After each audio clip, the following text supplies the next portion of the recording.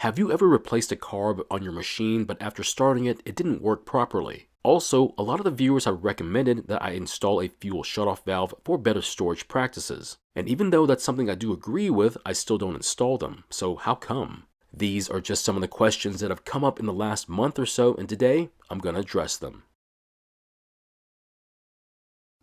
In today's video, we're going to be answering some really good questions that some of the viewers have asked.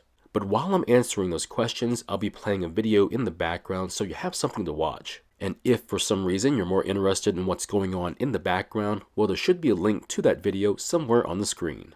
The first question that I'm going to address is going to be a bit touchy, and you'll understand why after I answer it. The question was, I just installed a brand new carb and now the engine is running at full speed. I wasn't able to get more information about the situation, so I'll have to make a couple of assumptions. And the most important assumption is that the engine was running at the correct speed before the carb was ever changed. In that case, the answer is that something was done incorrectly and you'll need to go back through the installation again. The reason this is a touchy matter is that most don't like being told they did something wrong, and that even includes me. And after saying that, I'm going to continue answering the question as though I was the one who did the installation. The one thing is, I'm almost 100% sure I did it correctly, so I don't know how I could have done it wrong. This is when taking pictures or a video of the repair process comes in handy, especially if the repair took a long time to complete. For example, I'm currently stalled out on a backpack blower project that's going on about 6 months. And once I get the part that I need or the resolution I'm looking for, I'm going to have one heck of a time putting everything back together. But fortunately for me, I did make a video of the teardown process, so that's going to help out immensely. And even though I have a video to help me through the process, there's always a chance I could make a mistake. So back to the initial question, my advice would be to go back through the process and see if there's something missing or installed incorrectly. If I had more information about what kind of machine it was, that would have helped out a lot more in figuring out what went wrong with it. But the answer I gave to that question had to do with a possible damaged governor linkage. Hopefully they figured it out, because after that, I never heard from them again. The next question is one that I mentioned at the beginning of the video, and that is adding a fuel shutoff valve to an engine, specifically on lawnmowers. But of course, you can always add a fuel shutoff valve to most other engines, just so long as you have room for it. The reason why most consumers would want to add a fuel shutoff valve to the fuel system is to isolate the carb from the rest of the system. This will allow the engine to run dry by using the remaining fuel between the valve and what's inside the carb. Of course, that is if you believe in that type of storage method, which is to empty the fuel system. The reason I say that is because there are those out there that leave fuel in the system, which is totally up to them. I always recommend this method to those that are asking, but understand that this is not a guaranteed method. If your machine has an underlying problem, it may get worse when the system is without fuel for a long time. In fact, a viewer did let me know that emptying their fuel system caused them to have some carb issues after a couple of years in storage. So if I believe in running an engine dry for storage purposes, why don't I add a valve to most if not all the machines I work on then? The answer is pretty simple. In most cases, I'm fixing a machine for other people, or I intend on selling that machine. The kicker is, most all my customers will never ever use the valves, even if I tell them about it and why they should use it. Don't believe me? A couple of years ago, I installed a fuel shutoff valve on a mower and then sold it to a coworker.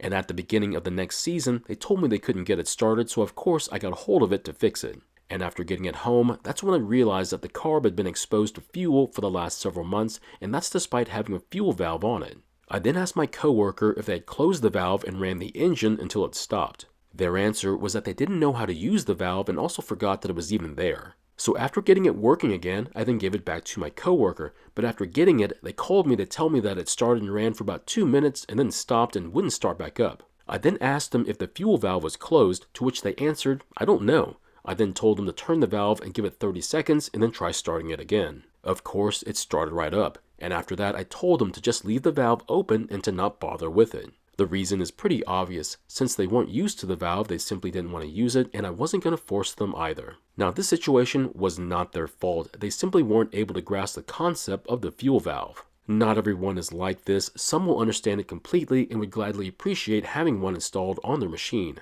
But to be honest, those that understand seem to be the ones who are also quite capable of working on their own stuff and don't need me to do it for them. Look, we're all a little different, and that makes us unique, and for that reason, I have a whole box of these fuel valves that more than likely will never ever be used. So if I don't install them on machines that I'm working on for other people or for sale, what about my own machines then? Here's the thing, most of the machines that I own all have Honda engines on them, which already come with a fuel valve, so there's no need to add another one. The other large machines I have use Predator engines, which are nothing more than Honda clones, and guess what? They all have fuel valves on them too. However, not all the clones have valves, which is the case with my large generators, so on those I do install them. The other large machine that I have is a yard vacuum with a Tecumseh engine on it, which definitely requires a valve to be installed. The other machines I've installed them on are my riding mowers, which has worked out quite well, and I highly recommend that you install them on them too.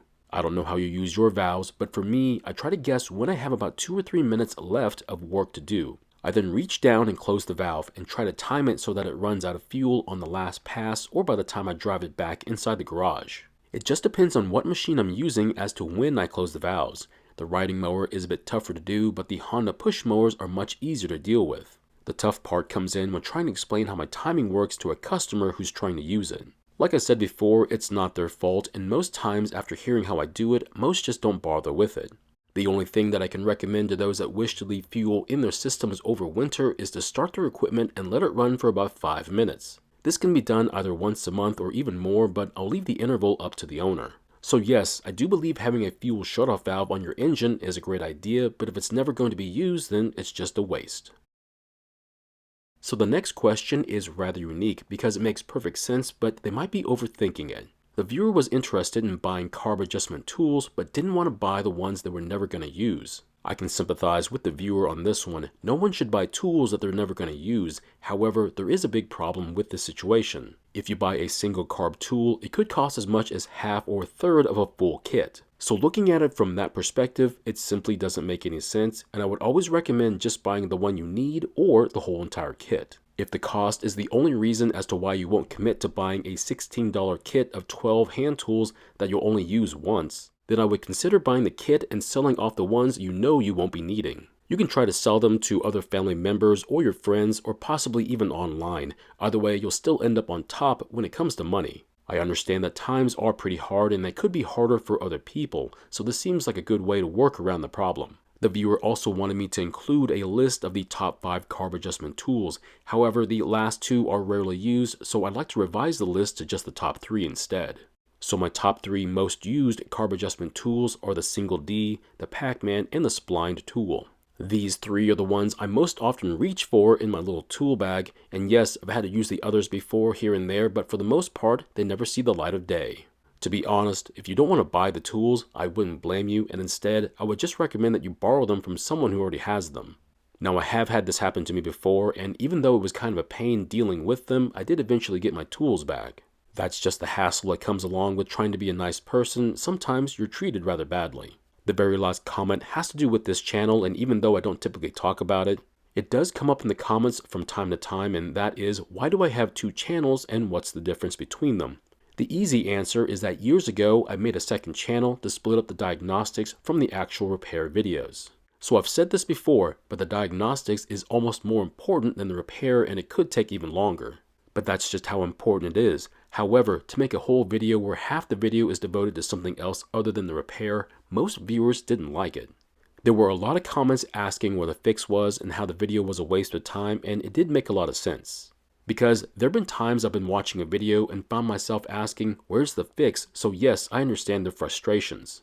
I then abandoned the idea of an only diagnostic channel. However, there were quite a lot of viewers to the channel, so I didn't let it stay idle. And instead, I decided to continue making videos just like the other one with no real difference between them. I have no criteria that says, oh, this one goes on this channel or that channel. It's mainly the luck of the draw. And if you've been paying attention, sometimes I'll accidentally cross over multi-part videos between both channels. It's not done on purpose, it just happens. So do I see myself changing the programming in the future? Not at the moment, but it is nice having the 2 channels to diversify if I need to. If you ever decide to pursue making videos, it might be something you might look into doing yourself. One channel can be for making major content, while the other could be on a side topic or interest. So hopefully I've been able to answer some of your questions, and if not, don't be shy and ask away. Thank you for watching. I really do appreciate your time here. Please feel free to ask me any questions about this project or about your own projects, and I hope to see you in the next video.